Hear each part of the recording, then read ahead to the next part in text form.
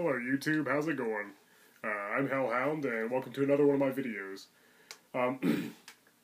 Today I think I'll do another blind review, meaning that I'll just go choose a random movie off of my shelf and attempt to review it totally unprepared and without researching it or, having watched it, being fresh in my mind or anything. Just gonna totally go with the flow and just improvise off the top of my head. Non-scripted, all that stuff. Last video I did, I talked about my Ninja Turtles DVD collection. I talked about all the DVDs I owned that were related to the Teenage Mutant Ninja Turtles. And it ended up being way too long because I ended up rambling on and on about, some of my different opinions and viewpoints about each incarnation. And I probably should have saved that for a separate video because it ended up being way longer than I planned. I should have focused on showing off my DVDs, my Turtles DVDs. But I just wanted to add one more thing. I'm sorry, and that's that in the newest show, 2012 CG animated cartoon that shows on Nickelodeon. I can't believe how many references there are to 80s horror films. It's just like, wow. I mean, the makers of this new show are clearly huge horror fans. And like when I was watching it, I was watching some episodes last night. I was like, wow, it's almost as if the show is made just for me. Gosh, there are references to the Friday the 13th series and Christine, Evil Dead, Texas Chainsaw Massacre, The Thing, The Shining, and so on and so on. There's so many. The original cartoon from the 80s referenced a lot of 50s sci-fi monster movies, the B movies from back then. But this new series, gosh, it's just like for example, there's one episode where there's these they're called dream beavers, and like they tortured the turtles in their dreams. They had like sharp claws. That was clearly a reference to Freddy Krueger. They even showed like the shadow in the wall, the beaver's claws, just like looked like Freddy Krueger's glove with the knives on it. I was like, so that was a Nightmare on Elm Street reference right there. And then the guy who was protecting our realm from the Dream Beavers, he had a book that looked just like the Necronomicon from the Evil Dead series, and I can't remember the name of it, but the name of the book was similar to Naturum Demonto, which is what they called the Book of the Dead, the very first Evil Dead movie. Turned out it was just some kind of mechanical device that kept the Dream Beavers at bay from escaping into our world. But and that guy who had that book looked like Drayton Sawyer from the first two Texas Chainsaw Massacre films. It looked like Drayton Sawyer, and it was voiced by Bill Moseley, who played Chop Top in Texas Chainsaw Massacre 2, and he also played Drayton recently in Texas Chainsaw 3D, which, was just like, wow, that's awesome.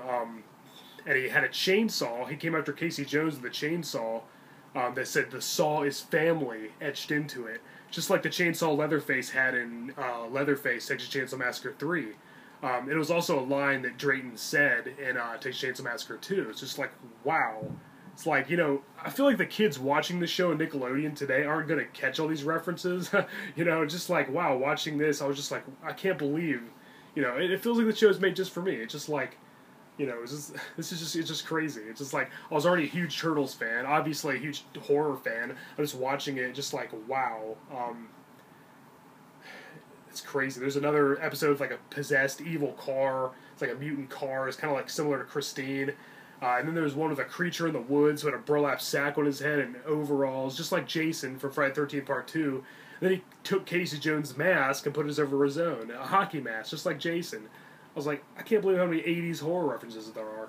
And there's also references, the cartoons the Turtles watch. There was one that was kind of a parody of Star Trek, then one that was similar to He-Man and Conan the Barbarian, and then one that was obviously a direct reference to Voltron. I watched all that when I was a kid. It was just like, wow, this show is just too cool. I absolutely love it. I'll definitely do a video dedicated to the entire new show and some more Turtles-related videos in the future. But for now, okay, now that that's out of the way, I already wasted enough time talking about that. Let's start with our blind review. I'm going to try to pick one quickly because I already wasted enough time talking about the Turtles when this isn't a Turtles video. Alright, I think I got one.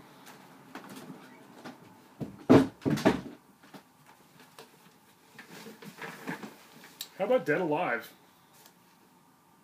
It was actually originally known as Brain Dead, in England. But they changed the title to Dead Alive here in America. I actually like Dead Alive a little better, Brain Dead, it's like, okay, I guess zombies are supposed to be brain dead, but I don't know, I think Dead Alive just sounds cooler, or maybe it's just what I'm used to. Either way, the way you look at it, Brain Dead, aka Dead Alive, that's what we're going to look at today. Directed by Peter Jackson, who, if you're a horror fan, you'll know that he used to direct, he used to make horror films, Bad Taste and Meet the Feebles. Well, it wasn't really a horror film, but it was horrific enough. The Frighteners. He did a lot of horror films where he became kind of a mainstream Hollywood director. He did the Lord of the Rings trilogy and the King Kong remake. But yeah, before all that, he was straight up horror, and this is probably the goriest movie ever made. It's kind of more cartoonish, more humorous, and lighthearted, gory. They're not really scary, disturbing. Though it did scare me when I was a kid. I saw this on TV when I was a little kid, and it freaked me out quite a bit. I was very young when I saw this. It came out in '93, at least here in the States. I don't know, but Brain Dead, aka Dead Alive. Well, the storyline is that a young man who's kind of a mama's boy. His name's Lionel. It's played by Timothy Balm. He's taking care of his elderly mother. Pretty much does everything for her. He still lives with her. He obeys her. Every wish, and he's total mama's boy. There's nothing wrong with that. But he's just a very close relationship with his mother. I don't think she wants him to date or anything. She just wants him all to herself. His father died, when he was a little kid, so it's just been him and his mother all these years, and so, but he starts dating, behind her back, this young, beautiful woman named Paquita, played by Deanna Penalver, I don't know, but her name's Paquita in the movie, and yeah, she's pretty, she's very pretty. So they go to the zoo together.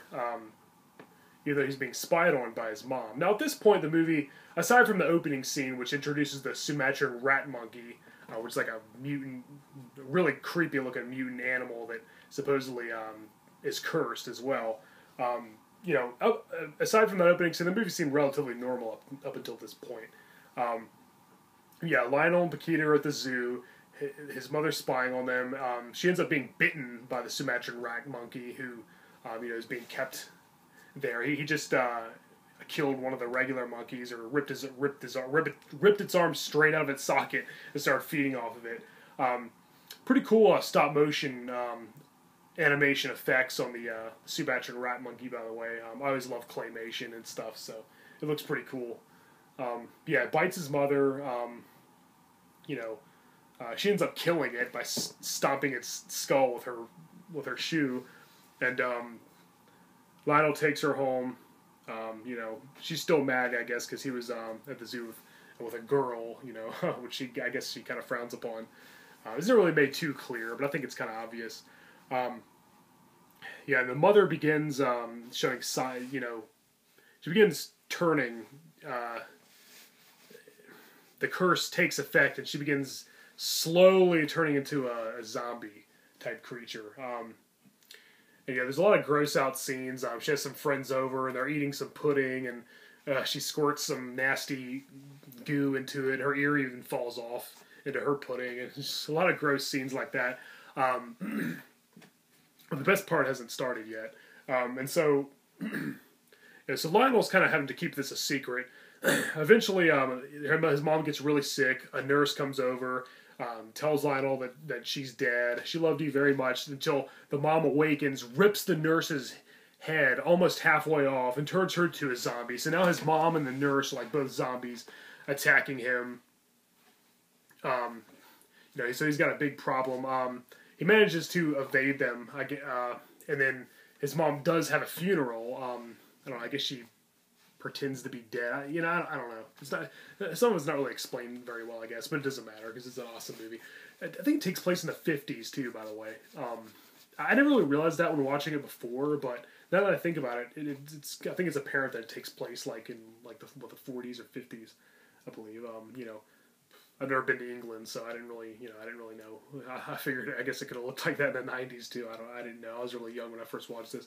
But anyway, so she rises from the grave right after the funeral. A bunch of punk thugs come, and one of them, I guess they try to mug Lionel. One of them even pisses on his mom's grave, and her hand rises up and grabs him. Pretty funny scene. And then this awesome, hilarious kung fu priest comes and says, "I kick ass for the Lord." It's like the funniest thing you'll ever see. I watched this movie with a group of friends numerous times, numerous different groups of friends, and everybody always laughs their asses off when he comes on and says that line. It's just awesome. So yeah, big fight ensues. Most of the thugs are turned into zombies, and unfortunately the priest as well. And so Lionel takes all these zombies home. He tries to keep it a secret. He's trying to keep them fed, and just he just doesn't want anybody to know. Doesn't want the neighbors to suspect anything. Just trying to cover it all up. I guess he's still trying to care for his dear mother, his beloved mom. Even though she's a zombie now, and so is some of the other townspeople. And the priest and the nurse zombies actually conceive a child together. This creepy, demonic-looking baby who Lionel has to take to the playground and stuff. But yeah, the events, the events that get the most focus still haven't happened yet. All the gory carnage still hasn't happened yet at this point. So what happens is Lionel's uncle, his mom's brother, is trying to inherit the house, I guess. He wants the house for himself. He thinks that after Vera, that's Lionel's mother's name, after she died, Uncle Les wants the house. I think the actor who plays him is named Ian Watkin, if I'm not mistaken. Yeah, Ian Watkin. I had that right.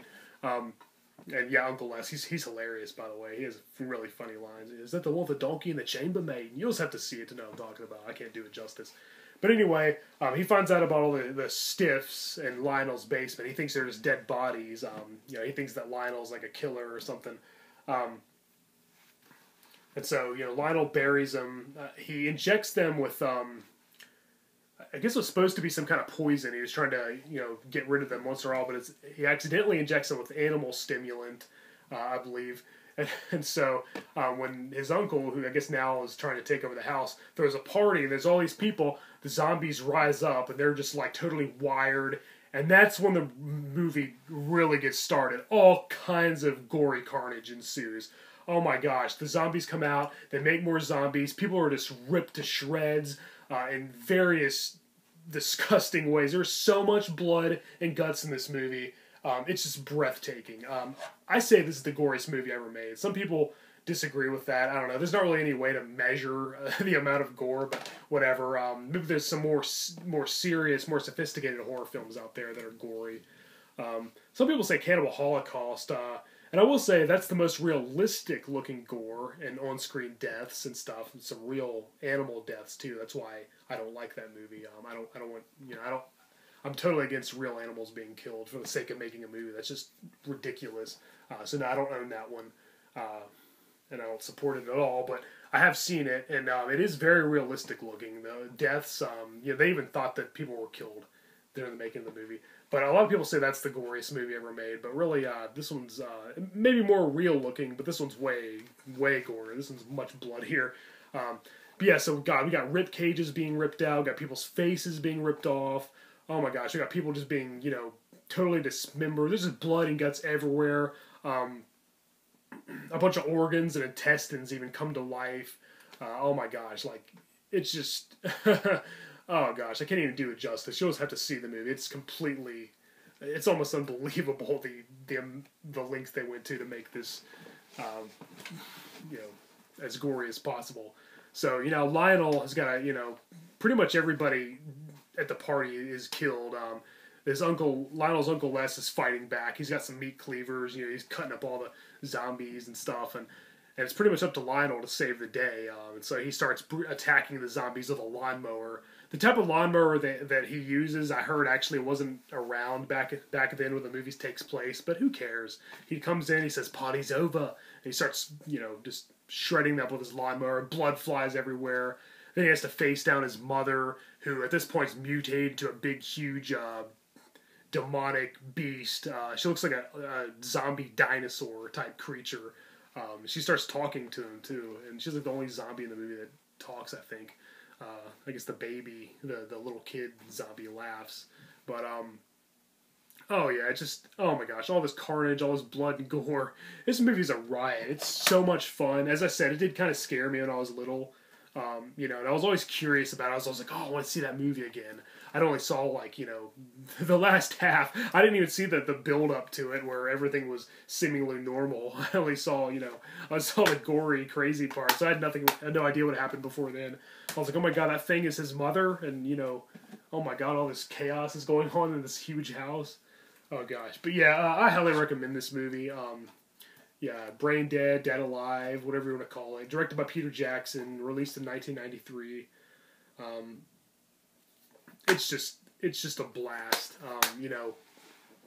It may be disturbing for some because of how gory it is, but really, it's just kind of, it's so silly and so goofy. There's so many hilarious lines in this movie. It's pretty much a horror comedy. I think it was definitely inspired by movies like Evil Dead 2 and Reanimator, for sure. Yeah, it's unfortunate that Peter Jackson doesn't do horror movies like this anymore. I wish he'd get back to that. But I guess he's enjoying his mainstream Hollywood thing, which is understandable. But yeah, I think that about wraps it up. I don't think there's really anything else I need to say. But well, I'll just conclude this review by saying definitely check out Dead Alive. It's a must-have. Definite favorite of mine. I think every horror fan should at least have seen this movie. The goriest fright film of all time. Oh, you got that right. Pretty shocking ending too. You just got to see it. This movie has to be seen to be believed, and it still holds up after all these years. Oh gosh, I can never get tired of it. But yeah, well, that was my blind review. I had no idea I was going to review Dead Alive today.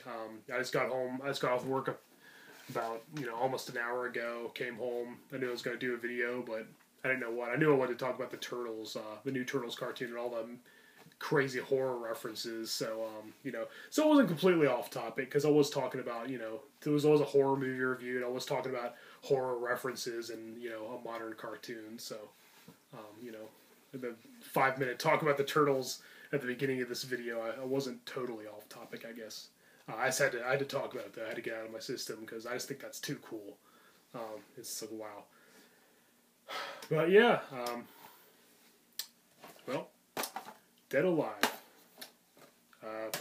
Thank you for watching my video. Sorry about all the rambling that I do. Until next time, I'm Hellhound, and keep it metal.